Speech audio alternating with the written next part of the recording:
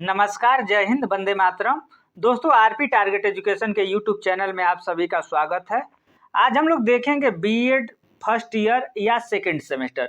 दोस्तों, अगर आपका फर्स्ट ईयर है या सेकंड सेमेस्टर है तो आप अपने अकॉर्डिंग ये देख लीजिएगा पेपर नंबर कौन सा है आपका। जैसे सेकंड सेमेस्टर में है तो उनका तो पेपर नंबर 2 है, और फर्स्ट ईयर में है तो वो अपने यूनिवर्सिटी के अनुसार वो अपना पेपर ये देख लेंगे, शैक्षिक तकनीक एंड आईसीटी। तो आईसीटी का फुल फॉर्म हम आप लोगों को बार बार बता रहे हैं, इसलिए बता रहे हैं कि आप लोगों को याद हो जाए। आई का मतलब हो गया इंफॉर्मेशन, सी का कम्युनिकेशन, टी से टेक्नोलॉजी। इंफॉर्मेशन कम्युनिकेशन टेक्नोलॉजी, ठीक है, सूचना संचार एवं प्रौद्योगिकी। तो इसी से संबंधित ये जो आपका बुक है, इस बुक से संबंधित हम लोग 3 यूनिट कंप्लीट कर चुके हैं 20 वीडियो में।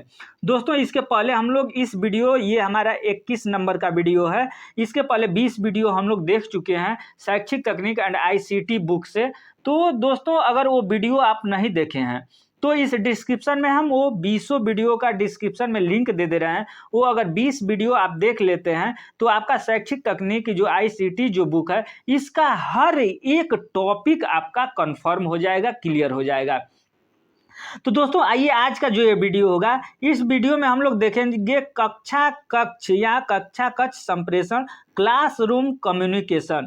तो कक्षा कक्ष कम्युनिकेशन क्या होता है, संप्रेषण क्या होता है, इसके बारे में हम लोग इस वीडियो में ध्यान से देखेंगे, क्योंकि ये भी अगर देखा जाए टॉपिक तो बहुत मोस्ट इंपॉर्टेंट है। तो दोस्तों, कक्षा कक्ष में संप्रेषण संप्रेषण होता क्या है, कम्युनिकेशन होता क्या है, जो भी हम लोग बातचीत करते हैं। अभी हम आप लोगों से मोबाइल के द्वारा हम बात कर रहे हैं या किसी भी माध्यम से, जैसे जिस तरीके से भी हम आपसे संपर्क कर रहे हैं, ये हमारा क्या हो गया, तो ये संप्रेषण हो गया। लेकिन यहाँ पर एक बात और आपको समझना है कि भाषा क्या होता है, भाषा और संप्रेषण में क्या अंतर है। जैसे लैंग्वेज एंड कम्युनिकेशन, ठीक है। तो ये होता है कि भाषा संप्रेषण का मतलब कि जैसे मान लीजिए कि क्लास में हम बातचीत करते हैं या पढ़ाते हैं, ठीक है, या आपसे ही मान लीजिए कि आप ही लोग हैं, आपसे हम बातचीत प्रत्यक्ष रूप से कर रहे हैं, और किस भाषा का प्रयोग, बात जो कर रहे हैं वो तो संप्रेषण हो गया, लेकिन कौन सा उसमें भाषा हम प्रयोग कर रहे हैं, बोल करके, मौखिक, सांकेतिक, हिंदी, यानी किस भाषा का हम प्रयोग कर रहे हैं, ये हमारा भाषा हो गया। तो आइए दोस्तों, सबसे पहले ये हम लोग देख लेते हैं कि इस वीडियो के अंतर्गत जो अभी आप ये देख रहे हैं, तो इस वीडियो के अंतर्गत आप क्या क्या देखने वाले हैं। तो इस वीडियो के अंतर्गत हम लोग देखेंगे संप्रेषण का अर्थ एवं परिभाषा। बहुत मोस्ट इंपॉर्टेंट होने जा रहा है ये वीडियो, क्योंकि आज का ये जो वीडियो आप देख रहे हैं, इससे आपको 10 से 15 नंबर मार्क्स जरूर मिलने वाले हैं। तो इस वीडियो के अंतर्गत देखेंगे अर्थ, परिभाषा, उसके बाद देखेंगे संप्रेषण की प्रकृति एवं विशेषताएं, उसके बाद हम लोग देखेंगे नेक्स्ट जो टॉपिक होगा वो संप्रेषण की प्रक्रिया के तत्व, नेक्स्ट उसके बाद टॉपिक होगा संप्रेषण के सिद्धांत को देखेंगे, संप्रेषण के प्रकार को देखेंगे, उसके बाद कक्षा कक्ष संप्रेषण में आने वाली प्रमुख बाधाएं। ये जो टॉपिक होगा आपके लिए बहुत महत्वपूर्ण होने जा रहा है, क्योंकि आप शिक्षा से जुड़े हुए हैं। तो कक्षा कक्ष में संप्रेषण में आने वाली बाधाएं क्या क्या होती हैं, इसको इस वीडियो के माध्यम से हम लोग देखेंगे। तो दोस्तों, इसके बाद वाला जो टॉपिक होगा वो होगा कि जैसे मान लीजिए कि बाधाएं तो देख लें, प्रमुख बाधाएं कौन कौन सी होगी, इन बाधाओं को दूर करने के उपाय क्या क्या होंगे, इसके बारे में इस वीडियो के माध्यम से हम लोग देखेंगे। तो दोस्तों, वीडियो में आप बिना स्किप किए हुए लास्ट तक बने रहिएगा, क्योंकि ये वीडियो जो है आपके लिए बहुत महत्वपूर्ण और यूजफुल होने वाली है।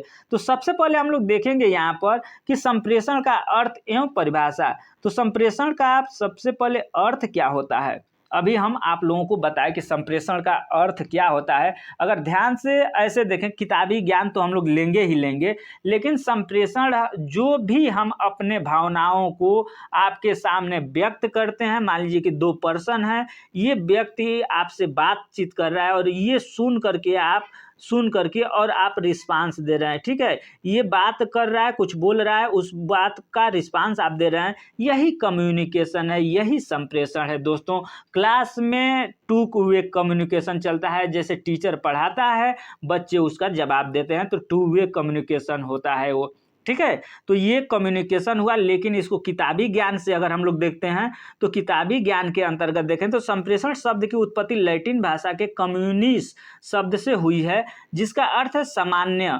इसे अंग्रेजी भाषा में कम्युनिकेशन कहते हैं, ठीक है। जो कम्युनिकेशन होता है ये संप्रेषण।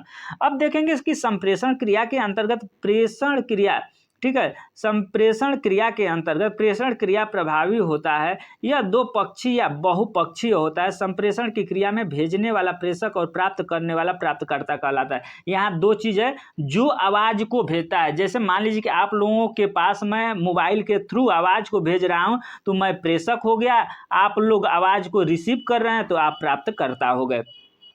शिक्षक द्वारा अपनी बातों को छात्र तक पहुंचाने की प्रक्रिया ही संप्रेषण है। जो शिक्षक होता है उसके द्वारा अपने बात को छात्र तक पहुंचाना ही क्या है, संप्रेषण है। अब देखिए संप्रेषण की एक परिभाषा है, इसको आप लोग हर एक परिभाषा को हम आप लोगों से बोल रहे हैं कि नोट करते जाइए। कम से कम संप्रेषण के बारे में कुछ भी पूछता है तो संप्रेषण के बारे में आप एक परिभाषा अगर लिख देते हैं तो आपको नंबर फुल मिलने का चांस रहता है। अब देखिए कीथ के अनुसार, जो कीथ महोदय हैं उनके अनुसार संप्रेषण की परिभाषा है तो संप्रेषण सूचनाओं एवं समझ को एक व्यक्ति से दूसरे व्यक्ति तक पहुंचाने की क्रिया है। क्या है संप्रेषण? क्या है संप्रेषण? सूचनाओं एवं समझ को, हमारे अंदर जो भी सूचना है, जो भी हमारे अंदर समझ है, ये हमारे अंदर जो भी समझ है उसको आप तक मैं जिस तरीके से पहुंचा रहा हूं आप उसको समझ रहे हैं और प्रतिक्रिया कर रहे हैं, यही क्या है, संप्रेषण है। अब देखिए संप्रेषण की विशेषताएं एवं महत्व। तो ये संप्रेषण जो हम लोग बातचीत करते हैं, बच्चों से क्लास में बात करते हैं, आपसे बात करते हैं, या आप कहीं भी बात करते हैं, तो उसकी क्या विशेषता है और क्या महत्व है, आप अपने से भी इसको सोच सकते हैं, ठीक है। जैसे मान लीजिए क्लास में आप बातचीत करते हैं, बच्चों के सामने पढ़ा रहे हैं, तो उसकी क्या विशेषता है, उससे क्या क्या महत्व है, तो यहाँ पर कुछ महत्व और कुछ विशेषताएं इसको हम लोग देख लेते हैं। संप्रेषण की मुख्य विशेषताएं एवं महत्व निम्नलिखित हैं। पहली अगर देखा जाए तो विशेषता, तो संप्रेषण का मुख्य कार्य सूचना प्रदान करना है। क्या है? संप्रेषण का मुख्य कार्य सूचना प्रदान करना है, सूचना देना काम है। संप्रेषण का मतलब यही हुआ कि सूचना देता है, संदेश प्रेषित करता है, समन्वय स्थापित करता है, परस्पर विश्वास जागृत करता है। ये संप्रेषण की मुख्य विशेषता और महत्व कार्य है। अब नेक्स्ट पॉइंट देखिए, संप्रेषण का एक उद्देश्यपूर्ण प्रक्रिया होता है। जैसे हम लोग जो भी बात कर रहे हैं तो वो जो संप्रेषण हम लोग करते हैं तो वो एक उद्देश्यपूर्ण प्रक्रिया होता है। तीसरा पॉइंट है संप्रेषण एक गत्यात्मक प्रक्रिया है। और चौथा पॉइंट आप यहाँ देख सकते हैं, तो चौथा पॉइंट ये कहता है कि आप संप्रेषण दो पक्षीय होता है, ठीक है। दो पक्षीय, एक बोलने वाला होता है, एक सुनने वाला होता है, ठीक है। एक संदेश भेजने वाला और दूसरा संदेश ग्रहण करने वाला होता है। लेकिन शिक्षण प्रक्रिया में तीन पक्ष होते हैं, ठीक है। यहाँ पर थोड़ा सा देखिएगा, संप्रेषण दो पक्षीय होता है, संप्रेषण दो पक्षीय होता है, एक सुनने वाला एक बोलने वाला। लेकिन अगर यही देखा जाए तो शिक्षण कार्य में, शिक्षण प्रक्रिया में तीन पक्ष होते हैं। तो पहला बोलने वाला, दूसरा सुनने वाला, तीसरा क्या होता है कि जिसके माध्यम से हम लोग बच्चों को पहुंचा रहे हैं। जैसे मान लीजिए कि आप बोल रहे हैं, ठीक है, आप बोल रहे हैं, बच्चा सुन रहा है, लेकिन आपने क्या बोल रहा है, किसके बारे में बोल रहा है, ठीक है, कौन सा उपकरण है कि आदि, जिसके भी बारे में बोल रहे हैं, ये तीसरा पक्ष आपका होता है। नेक्स्ट पॉइंट देखेंगे कि जो संप्रेषण की प्रक्रिया है उसमें अनुभव की साझेदारी होती है। छठा पॉइंट, संप्रेषण एक पारस्परिक संबंध स्थापित करने की प्रक्रिया है। सातवां पॉइंट आप लोग देखेंगे कि संप्रेषण में विचार विनिमय तथा विचार विमर्श आवश्यक है। आठवां पॉइंट हो जाता है संप्रेषण ज्ञान स्थानांतरण करने की प्रक्रिया है। हम अपने ज्ञान को, हमारे पास जो भी ज्ञान है आप तक जो स्थानांतरण कर रहे हैं, आप तक जो पहुंचा रहे हैं, यही एक संप्रेषण का लाभ और कार्य है, ठीक है। अब नेक्स्ट पॉइंट विशेषता है। अब नेक्स्ट पॉइंट हम लोग देखेंगे संप्रेषण की प्रक्रिया एवं तत्व। तो जो ये संप्रेषण है, जो बातचीत हम लोग करते हैं, उस संप्रेषण की प्रक्रिया क्या है और उसके अंतर्गत जो तत्व हैं, ये कौन कौन से तत्व हैं, ये बहुत महत्वपूर्ण तत्व हैं। पहला है कि प्रेषक। प्रेषक का मतलब अभी हम लोग क्या समझ रहे हैं, जैसे हम जो बात कर रहे हैं, जो या आप ही बात कर रहे हैं किसी से, तो आप प्रेषक हो गए, और जो रिसीव करता है बात को वो रिसीव करता हो गया। लेकिन इसको इसके माध्यम से हम लोग देखते हैं। प्रेषक संप्रेषण प्रक्रिया का पहला बिंदु होता है जिसके माध्यम से प्रेषक अपने विचार एवं भावों को दूसरे व्यक्ति तक पहुंचाता है। ठीक है, ये इसमें समझाने की कोई विशेष जरूरी नहीं है। आप लोग ध्यान से इस वीडियो को देखिएगा, बिना स्किप किए हुए देखिएगा, तो आपको ये जो टॉपिक है ये ऑटोमेटिक समझ में आ जाएगा और पेपर में 80% आप लिख करके मार्क्स लेकर के आएंगे, मेरा ये दावा है। तो ठीक है, इस प्रक्रिया में प्रेषक को निम्न बिंदुओं पर ध्यान देने की आवश्यकता है। उद्देश्य की जानकारी, जो प्रेषक होता है उसको क्या होना चाहिए कि हम किस माध्यम से किस उद्देश्य की जानकारी आपको दे, उसको उद्देश्य की जानकारी होना चाहिए। बालकों का बौद्धिक स्तर, यानी जिसको हम ज्ञान दे रहे हैं, जिसको हम बता रहे हैं, जिसके सामने हम संप्रेषण कर रहे हैं, उसका बौद्धिक ब्रेन का जो दिमाग का स्तर है वो कितना है। शिक्षण विधि, कौन सा विधि हमने अपनाया, जैसे शिक्षण विधियां भी हम लोगों ने पिछले वीडियो में हम लोग पढ़े हुए हैं, तो कौन सा शिक्षण आपने विधियां अपनाई। उचित सहायक सामग्री, आपने कौन कौन से सहायक सामग्री का प्रयोग किया आप, ठीक है, बातचीत करने के क्रम में। विषयों का सहसंबंध आदि, जैसे विषय का सहसंबंध होता है, भूगोल का, इतिहास का, हर एक जो विषय का सहसंबंध होता है, कहीं टॉपिक आएगा तो उसको हम लोग ध्यान से इस पर विस्तृत चर्चा करेंगे। अब नेक्स्ट जो हो जाता है ये संदेश हो गया। जैसे मान लीजिए कि अभी तो हम लोग प्रेषक देखे, ठीक है, तो प्रेषक देखे। अब प्रेषक के बाद जो संदेश होता है कि हाँ हम बातचीत तो हम कर रहे हैं आपसे, ठीक है, लेकिन किसके माध्यम से, आखिर कौन सा संदेश है, किस टॉपिक पर हम बात कर रहे हैं, वो संदेश हमारा आप तक कैसे पहुंच रहा है। तो हमारा संदेश ये है कि आप लोग अच्छी तरीके से 80% से ऊपर नंबर लाएं। ये संदेश हम वीडियो के माध्यम से आप लोगों को दे रहे हैं, तो ये मेरा संदेश हुआ। तो इस प्रक्रिया में संदेश एक उद्दीपक की तरह कार्य करता है जिसका प्रेषक उचित प्रकार से प्रयोग करता है। ठीक है, शैक्षिक भाषा में संदेश से आशय पाठ्य वस्तु से है। अब नेक्स्ट देखेंगे हम लोग माध्यम।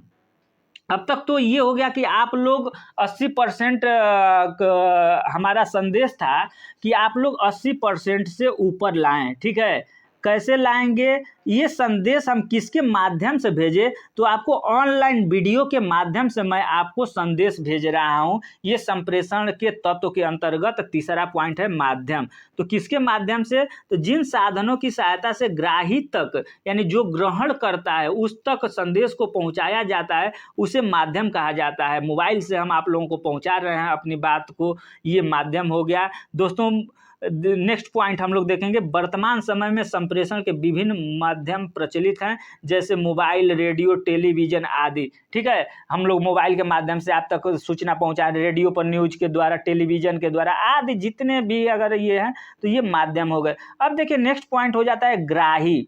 ग्राही का मतलब जो रिसीव करता है। जैसे आप लोग हमारे स्टूडेंट हैं, आप लोग पढ़ रहे हैं, तो आप लोग हमारे बातों को, हमारी भावनाओं को आप लोग समझ रहे हैं, देख रहे हैं, और जो भी हम पढ़ा रहे हैं उसको आप लोग समझ रहे हैं, ग्रहण कर रहे हैं, वही ग्राही हो गया।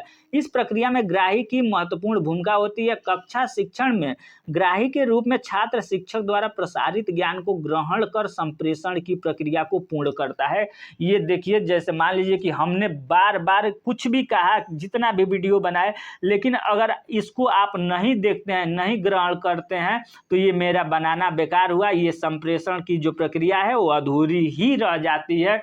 इसके बाद भी अधूरी है प्रतिपुष्टि, जो 5वां पॉइंट है कि मान लीजिए कि आपने हमारा वीडियो देखा, आपने उस पर कमेंट नहीं किया कि हाँ वीडियो अच्छा लगा, वीडियो ठीक है, आगे ये पढ़ाएं, आगे वो पढ़ाएं, यानी आपके अंदर वीडियो देखने के बाद कैसा लगा, आपने उसका प्रति उत्तर किया, यानी पृष्ठपोषण का मतलब होता है कि आप रिस्पांस करें। जैसे मान लीजिए कि हम पढ़ा रहे हैं तो आप कमेंट बॉक्स में जो भी अपना रिप्लाई करेंगे, ये मेरा पृष्ठपोषण होता है। तो इस प्रक्रिया में प्रतिपुष्टि या पृष्ठपोषण संदेश प्राप्त करने वाले व्यक्ति द्वारा प्रदान की जाती है। आप मेरा संदेश आप लोग देख रहे हैं, इसको आप लोग कमेंट बॉक्स में जो भी लिखेंगे वो हमारे लिए सर्वोपर होगा। ठीक है, अब नेक्स्ट देखिए, नेक्स्ट पॉइंट हम लोग देखेंगे क्या, तो ये देखेंगे संप्रेषण के निम्न प्रकार हैं जो नीचे दिए गए हैं। अब देखिए, अभी हम लोग संप्रेषण पढ़ रहे थे, उसकी महत्व, उपयोगिता, विशेषता जो भी हम लोग पढ़े। अब देखिए यहाँ देखेंगे संप्रेषण के प्रकार। ठीक है, अरे संप्रेषण के प्रकार क्या होते हैं, हम तो बातचीत आपसे कर रहे हैं, इसके प्रकार कहाँ से आ गए भाई। लेकिन इसके प्रकार हैं, यहाँ पर आप लोग देख सकते हैं, शाब्दिक, अगर देखा जाए तो शाब्दिक पहला प्रकार है, तो शाब्दिक के अंतर्गत मौखिक आता है और दूसरा आपका लिखित आता है। यहाँ पर आप लोग देख सकते हैं, दूसरा लिखित। पहला क्या हो गया? मौखिक, और दूसरा लिखित आ गया किसके अंतर्गत? शाब्दिक के अंतर्गत और अशाब्दिक के अंतर्गत। जैसे मान लीजिए कि मौखिक जो बात हुई, एक सेकंड। तो दोस्तों यहाँ पर हम लोगों ने देखा शाब्दिक, यहाँ पर आप लोग देख सकते हैं साहब, ये शाब्दिक, शाब्दिक के अंतर्गत होता है मौखिक, यानी जो हम बातचीत कर रहे हैं, जो मौखिक बोल रहे हैं। एक लिखित हो गया, ठीक है, जो हम लोगों के बात करने का तरीका होता है। तो एक लिख करके, एक बोल करके हम लोग करते हैं, एक बोल करके मौखिक करते हैं, एक लिखित भाषा के रूप में लिख करके बोलते हैं कि आप मेरा चैनल सब्सक्राइब कर दीजिएगा। तो ये हम लिखा, आप मेरा चैनल सब्सक्राइब कर दीजिएगा। अगर इस तरीके से लिख रहे हैं तो ये एक भाषा ये भी हुआ, ठीक है, संप्रेषण ये भी हुआ कि हम अपने बातों को आप तक पहुंचा दिया। लेकिन एक लिखित हो गया, एक मौखिक, बोल रहे हैं कि भाई आप मेरा चैनल सब्सक्राइब करके बेल आइकन को दबा लीजिएगा। तो ये हो गया मौखिक हो गया। लेकिन इसके अंतर्गत एक अशाब्दिक होता है, इसके बारे में आप लोगों का क्या विचार है? इसको आप लोग थोड़ा सा ध्यान दीजिएगा और समझने का प्रयास करिएगा। अशाब्दिक क्या होता है? बिना शब्द का आप किसके माध्यम से? ध्वनि संप्रेषण, यानी ध्वनि के माध्यम से आप अपने भावों विचारों को प्रकट कैसे कर सकते हैं बिना कोई लिखे हुए, बिना कुछ बोले हुए हैं। इसमें केवल ध्वनि होता है। ध्वनि और भाषा में अंतर हो सकता है। जैसे ध्वनि का मतलब, जब बच्चा रोता है, आप ध्यान दीजिए, जब छोटा बच्चा रोता है तो वो ये नहीं बोलता है कि मम्मी मुझे दूध चाहिए। वो केवल रोता है तो माँ समझ जाती है कि मेरे बच्चे को भूख लगी है, मेरे बच्चे को अब दूध की ज़रूरत है, ठीक है। तो ये ध्वनि संप्रेषण, ध्वनि के द्वारा अपना हम लोग समझ जाते हैं। गाय, पशु पक्षी देखे होंगे आप लोग कि जैसे जैसे जानवर, जैसे गाय का बछड़ा है, कहीं आप उससे दूर बांध दीजिए और एक उसके गाय जो उसकी माता है उसको यहाँ बांध दीजिए, वो बोलेगी तो ये भी बोलेगा। यानी इन लोगों का जो ये हो गया, ये संप्रेषण, बातचीत करने का ये तरीका हो गया, ठीक है। तो ये हो गया ध्वनि संप्रेषण। दूसरा क्या हो जाता है? जैसे मान लीजिए कि अभी ट्रेन अगर आवाज़ दे रही है, स्टेशन पर है, ट्रेन आवाज़ दे रही है, तो हम लोग ये समझते हैं कि ट्रेन आ गई। कुत्ता बिल्ली का आवाज़ अगर हमें दिखाई बोलता है, कुत्ता या बिल्ली, तो वो ध्वनि हमारे कानों में जैसे ही पहुंचता है तो उसको हम लोग समझ जाते हैं कि ये कुत्ता बोल रहा है, या इस तरीके से जो है ये ध्वनि संप्रेषण के अंतर्गत हो जाता है। और आँख की भाषा, अब ये दोस्तों आप लोग खुद देखिए कि ये कौन सी भाषा होती है, आँख की भाषा। इसके बारे में आप लोग बताइएगा, आंख से कैसे हम लोग बातचीत कर सकते हैं? अब तो आप लोग समझ ही गए होंगे। जैसे मान लीजिए कि दो दोस्त हैं, या कोई लड़का या लड़की एक ही क्लास में एक ही साथ बैठे हुए हैं, 2-4 लोग बैठे हुए हैं। अब ये सर मान लीजिए कि पढ़ा रहे हैं, अब उन लोगों को बाहर निकलना है घूमने के लिए, या कुछ उस तरीके से जो कहीं भी जाना है मान लीजिए। तो ये जो दोनों बच्चे हैं, एक लड़का एक लड़की, या लड़के लड़के ही हैं, तो ये आपस में आंखों में बातचीत करके ये चाहें तो क्लास से बाहर जा सकते हैं। ये रहा है आपका आंख की भाषा। या आप लोग खुद देखे होंगे कि जो बच्चे, या कहीं ये इस तरीके से घटना घटी होगी कि आंख से ही आपको इशारा मिलता है कि चलिए, ठीक है। तो ये हो गया है आपकी आंख की भाषा। ये अशाब्दिक है, इसमें कोई शब्द नहीं है, ठीक है, न लिखित शब्द है न मौखिक शब्द है, केवल आंखों में इशारा, यही शब्द है। अब नेक्स्ट जो पॉइंट हो जाता है, नेक्स्ट जो अशाब्दिक के अंतर्गत आता है, ये है स्पर्श करके। यानी न हम बोलेंगे, न हम आपको मौखिक रूप से या लिखित रूप से बोलेंगे नहीं, केवल स्पर्श करके ही अपनी भाषा को आपके संबंधित जागृत करेंगे, ठीक है। तो ये स्पर्श करके दोस्तों, स्पर्श करके ही हम अपने भाषा को संप्रेषण करते हैं। जैसे चलना हो या दर्द देना हो किसी को, या कुछ भी करना हो तो अपना स्पर्श के द्वारा, ठीक है। ये स्पर्श करके, ये अशाब्दिक के अंतर्गत आता है। अब नेक्स्ट देखेंगे शिक्षण संप्रेषण। अभी तो हम लोग किसमें संप्रेषण देख रहे थे? अभी संप्रेषण के प्रकार हम लोग देखे तो शाब्दिक देखे और अशाब्दिक देखे। अब देखिए शिक्षण संप्रेषण, शिक्षण में जो संप्रेषण का प्रयोग होगा, ये क्या चीज होगा? तो यहाँ पर दो तरीके से होता है, एक व्यक्तिक संप्रेषण होता है, एक सामूहिक संप्रेषण होता है। तो जो व्यक्तिक संप्रेषण होता है वो विशेष व्यक्ति के संबंध में ही देखा जाए। तो शिक्षक जब एक छात्र को भौतिक रूप से शिक्षण देता है तो तो ऐसी शिक्षण व्यक्तिक शिक्षण कहलाती है। जब जब एक छात्र को भौतिक रूप से शिक्षण देता है तो क्या कहलाता है, वो एक शिक्षण व्यक्ति शिक्षण कहलाता है। अर्थात जब शिक्षक बालक को अलग अलग शिक्षण देता है तो ऐसी शिक्षण को व्यक्तिक संप्रेषण कहते हैं, और एक समूह में देता है तो वो सामूहिक शिक्षण कहलाता है।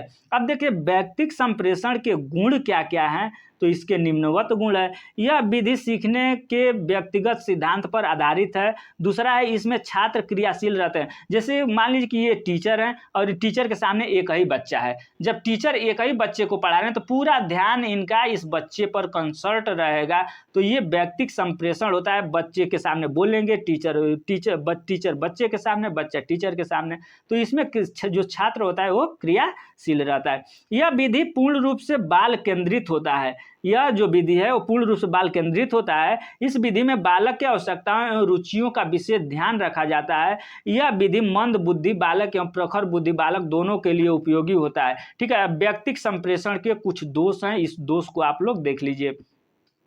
तो इसके दोष क्या क्या हैं? सभी छात्रों के लिए व्यक्तिक शिक्षक की व्यवस्था करना असंभव है। मान लीजिए कि आपके पास 40 क्लास में 150 बच्चे हैं, तो क्या 150 बच्चों के लिए 150 टीचर लाना संभव है? नहीं संभव है दोस्तों। तो ये जो व्यक्तिक संप्रेषण का ये पहला दोष यही है कि सब बच्चों के लिए अलग अलग टीचर की व्यवस्था करना संभव नहीं है। यह विधि अत्यंत खर्चीली है। जब टीचर के अलग अलग ढूंढेंगे तो वह खर्चीली होगी ही होगी।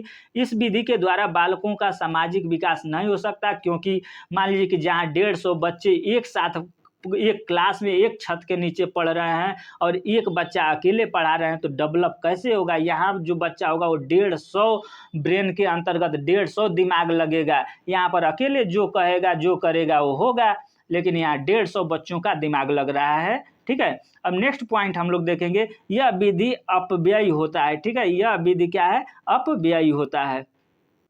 सॉरी, यहाँ पर यह विधि जो है यहाँ अपव्यय नहीं है, अव्यवहारिक होता है। यह विधि अव्यवहारिक होता है। ठीक है, अब सामूहिक संप्रेषण देखेंगे। सामूहिक संप्रेषण का मतलब हो गया, थोड़ा सा यहाँ आप लोग केवल समझ लीजिए कि क्लास में आप लोग जाते हैं, बीएड के क्लास में 150 बच्चे रहते हैं, 100 बच्चे रहते हैं, एक साथ जो पढ़ते हैं, एक साथ जो बात करते हैं। कई जगहों से कोई प्रश्न अगर क्लास में उठता है तो 150 बच्चों के पास से उत्तर वहाँ जाता है, तो सीखने का जो माहौल होता है वो अलग अलग होता है। ठीक है, तो ये जो सामूहिक संप्रेषण है, सामूहिक संप्रेषण से अभिप्राय कक्षा शिक्षण से है। इस विधि में अलग अलग मानसिक योग्यता वाले छात्रों के अलग अलग समूह बना लिए जाते हैं। इस समूहों को कक्षा कहते हैं। ठीक है, इन समूहों को क्या कक्षा कहते हैं, और इन कक्षाओं में शिक्षक शिक्षण कार्य करते हैं। ठीक है, सामूहिक संप्रेषण होता है। अब सामूहिक संप्रेषण के कुछ हम लोग दोष देख लें, गुण देख लेंगे कि क्या लाभ है। तो यह विधि व्यवहारिक होती है, यह विधि कम खर्चीली है। इस विधि के द्वारा बालकों के अनुकरण की भावना उत्पन्न होती है। इस विधि में छात्रों के द्वारा सुझाव एवं नवीन ज्ञान प्राप्त होते हैं। यह विधि संकोची और लज्जाशील बालकों के लिए अधिक उपयोगी है। क्यों उपयोगी है? कि जैसे मान लीजिए कि लजपोकर एक ठो कहा जाता है देहाती भाषा में, कि जो लड़का होता है उसको खड़ा करा दीजिए तो वो कुछ बोल ही नहीं पाता है ग्रुप में। तो अकेले अगर उसको रखिएगा, अकेले उससे बातचीत करिएगा तो वो कभी नहीं बोल पाएगा। लेकिन अगर उसको समूह में पढ़ाते हैं तो ये एक बेनिफिट है इसका कि लज्जाशील बालकों के लिए अधिक उपयोगी है। अब देखिए इसके दोष क्या क्या है, दोष को हम लोग देख लेते हैं। तो दोस्तों, इस विधि में शिक्षक अधिक क्रियाशील होते हैं लेकिन छात्र निष्क्रिय अवस्था में होते हैं। ठीक है, जैसे मान लीजिए कि 150 बच्चे हैं, 100 बच्चे हैं, तो क्या होता है, अरे सर हमें देख रहे हैं कोई, तो ये चीज़ होता है। जबकि अगर एक बच्चा एक टीचर होता है, व्यक्तिक अगर संप्रेषण, तो उसमें छात्र और शिक्षक 2 ही होते हैं। इस विधि में शिक्षक बाल केंद्रित न होकर कक्षा केंद्रित हो जाता है। कैसे बाल केंद्रित होगा? बाल केंद्रित का मतलब क्या होता है, कोई एक बच्चा होता है, शिक्षक होता है, इसका केंद्र सीधे बालक ही है। लेकिन यहाँ तो क्या है, सामूहिक में आपके सामने 100 बच्चे हैं, तो ये बाल केंद्रित होगा कैसे? ठीक है, ये कक्षा केंद्रित होता है। ठीक है। इस विधि में बालकों को व्यक्तिगत समस्याओं को ध्यान नहीं रखा जाता है। जो इसमें क्या है, जो व्यक्ति होते हैं 100 बच्चे हैं तो 100 बच्चों का ध्यान नहीं रखा जाता है। इस विधि के प्रखर बुद्धि बालकों का हित नहीं हो पाता है। नेक्स्ट पॉइंट हम लोग देखेंगे संप्रेषण के सिद्धांत। ये भी बहुत मोस्ट इंपॉर्टेंट टॉपिक है दोस्तों। तो यहाँ पर एक चीज थोड़ा सा आपसे हम रिक्वेस्ट करना चाहेंगे कि इस वीडियो पर अगर आप नए हैं तो वीडियो को लाइक करें, शेयर करें तथा चैनल पर पहली बार विजिट करें तो चैनल को सब्सक्राइब करके बेल आइकन को जरूर दबा लें। और जो हमारे पुराने स्टूडेंट हैं जो वीडियो रेगुलर देख रहे हैं दोस्तों, आपके कमेंट का, हर एक कमेंट का मैं जवाब नीचे देता हूं। हर एक, कोई भी ऐसा बंदा ये नहीं कह सकता है कि सर हमारे कमेंट का जवाब नहीं देते हैं। तो हम जहां तक पूर्ण विश्वास करते हैं कि आप लोगों को वीडियो अच्छा ही लगता होगा। अगर वीडियो अच्छा लग रहा है तो अपने दोस्तों के पास ज़्यादा से ज़्यादा आप लोग शेयर कर दिया करें। आइए देखते हैं सिद्धांत को। संप्रेषण के सिद्धांत बहुत मोस्ट इंपॉर्टेंट टॉपिक है। तो कोई भी व्यक्ति अपने विचारों, भावनाओं या किसी संप्रत्यय को किसी दूसरे व्यक्ति से व्यक्त करता है, अतः संप्रेषण द्विपक्षीय प्रक्रिया है। संप्रेषण के प्रमुख सिद्धांत निम्नलिखित हैं। तो पहला सिद्धांत क्या है? सजगता। पहला जो सिद्धांत है सजगता का सिद्धांत। संप्रेषण करता और संप्रेषण ग्रहण करने वाला व्यक्ति संप्रेषण क्रिया के समय सजग रहते हैं। यदि इस क्रिया में कोई एक व्यक्ति सजग नहीं रहता है तो संप्रेषण क्रिया पूरी नहीं होती है। हम आप लोगों को पढ़ा रहे हैं, बार बार बोल रहे हैं कि हम आप लोगों को पढ़ा रहे हैं। आप लोग या तो आप एक्टिव नहीं रहेंगे या हम एक्टिव नहीं रहेंगे तो जो हम पढ़ा रहे हैं वो पढ़ाना मेरा बेकार जाएगा। तो ये है सजगता। अगर आप सजग नहीं रहेंगे, एक्टिव नहीं रहेंगे तो ये मेरा संप्रेषण बेकार जाएगा। ये इसका सिद्धांत है कि आप इसके बाद सजगता का सिद्धांत। नेक्स्ट जो होता है योग्यता का सिद्धांत। योग्यता के अनुसार, योग्यता के सिद्धांत के अंतर्गत संप्रेषण करने वाले दोनों व्यक्ति योग्य होने चाहिए। यदि कक्षा में अध्यापक अपने विषय में योग्य नहीं होता है तो वह कक्षा में संप्रेषण करते समय उचित भूमिका नहीं निभा पाएगा। ये तो सही बात है, बिल्कुल सही बात है भाई। अब देखिए सहभागिता का सिद्धांत। तो सहभागिता का सिद्धांत क्या कहता है आपका? तो सहभागिता संप्रेषण द्विपक्षीय प्रक्रिया, अतः संप्रेषण करता और ग्रहण करने वाला दोनों के माध्यम सहभागिता होनी चाहिए जिससे संप्रेषण क्रिया पूरी की जा सकती है। अब देखिए नेक्स्ट जो पॉइंट होता है वो उचित सामग्री का सिद्धांत। तो उचित सामग्री का जो सिद्धांत है, ये सिद्धांत संप्रेषण में सबसे महत्वपूर्ण ध्यान देने वाली बात उचित सामग्री होनी चाहिए। जैसे मान लीजिए कि जो हम पढ़ा रहे हैं तो वो हमारे पास उचित सामग्री होना ही चाहिए। अगर हमारे पास उचित सामग्री ऐसी होनी चाहिए जो संप्रेषण के उद्देश्य, संप्रेषण परिस्थितियों तथा माध्यम से मेल खाती हो और विद्यार्थियों के स्तर, योग्यता, क्षमताओं तथा संप्रेषण कौशल को ध्यान में रखकर चलती हो। ठीक है। अब नेक्स्ट पॉइंट हम लोग देखेंगे। देखिए अब नेक्स्ट जो ये पॉइंट है, हम आप लोगों से बोल रहे थे कि ये बहुत मोस्ट इंपॉर्टेंट टॉपिक है। इसके अंतर्गत कक्षा कक्ष संप्रेषण में आने वाली प्रमुख बाधाएं। तो कक्षा कक्ष में संप्रेषण जब हम कर रहे हैं, बातचीत कर रहे हैं, उसमें क्या क्या बाधाएं आ सकती हैं? तो ये पहला संवेग तथा भावनाएं। तो अगर बच्चे के अंतर्गत, जैसे मान लीजिए कि टीचर क्लास में पढ़ा रहा है, तो टीचर अगर क्लास में पढ़ा रहे हैं और कोई ऐसा शब्द है जो कि बच्चों के संवेग तथा भावनाओं से, अगर ये उनका, जब व्यक्ति किसी, यहां पर देखिए, जब व्यक्ति किसी शब्द को अथवा बात को सुनते हैं तो प्रत्येक व्यक्ति अपने अलग अलग प्रतिक्रिया प्रस्तुत करता है या प्रत्येक व्यक्ति के मन में अलग अलग प्रतिक्रियाएं आती हैं। ठीक है। यह सभी प्रक्रियाएं व्यक्ति के संवेग तथा भावनाओं आदि पर निर्भर करती है। अनुकूल शब्द से अच्छी प्रतिक्रिया प्राप्त होती है। इसके विपरीत प्रतिकूल अगर शब्द है तो गलत प्रतिक्रिया प्राप्त होती है। गलत प्रतिक्रियाओं के मध्य सही संदेश भी गलत अर्थ प्रदान करते हैं। अब देखिए नेक्स्ट जो दूसरा पॉइंट हो जाता है दूसरा पॉइंट हो जाता है, यहाँ पर हम लोग देखेंगे परिस्थिति की संदर्भ। ठीक है। जब किसी शब्द एवं वाक्य को अर्थ परिस्थितियों के संदर्भ से हटाकर देखा जाता है तब उसका अर्थ बदल जाता है और सही अर्थ का भी अनर्थ हो जाता है। ऐसी परिस्थिति में संदेश गलत अर्थ देता है, अतः प्रत्येक संदेश को सही संदर्भ में पढ़ना देखना जरूरी है। तो परिस्थिति की जो है संदर्भ, इसका भी बहुत महत्वपूर्ण रोल है। अब देखिए भाषा का भी प्रभाव पड़ता है। तो भाषा जो भी हम पढ़ते हैं, भाषा में एक शब्द के भिन्न भिन्न अर्थ होते हैं, अतः किसी शब्द का प्रयोग कहाँ और किस लिए हुआ है, इसका ज्ञान होना आवश्यक है। यदि ऐसा नहीं होता है तो संदेश ग्रहण में कई भ्रांतियां उत्पन्न हो जाती है। अभी हम लोग देख रहे हैं कि जैसे कक्षा कक्ष में जो बच्चे, जैसे आप स्कूल में हैं, कोई कक्षा में आप पढ़ा रहे हैं, तो पढ़ाने के दौरान आप जो भाषा बोल रहे हैं तो वो बच्चों का रिस्पांस कैसा होता है, बच्चे उस भाषा को किस तरीके से ग्रहण करते हैं। अगर उस भाषा को अलग तरीके से ग्रहण करते हैं तो फिर उसकी भ्रांतियां अलग ग्रहण हो जा सकती है।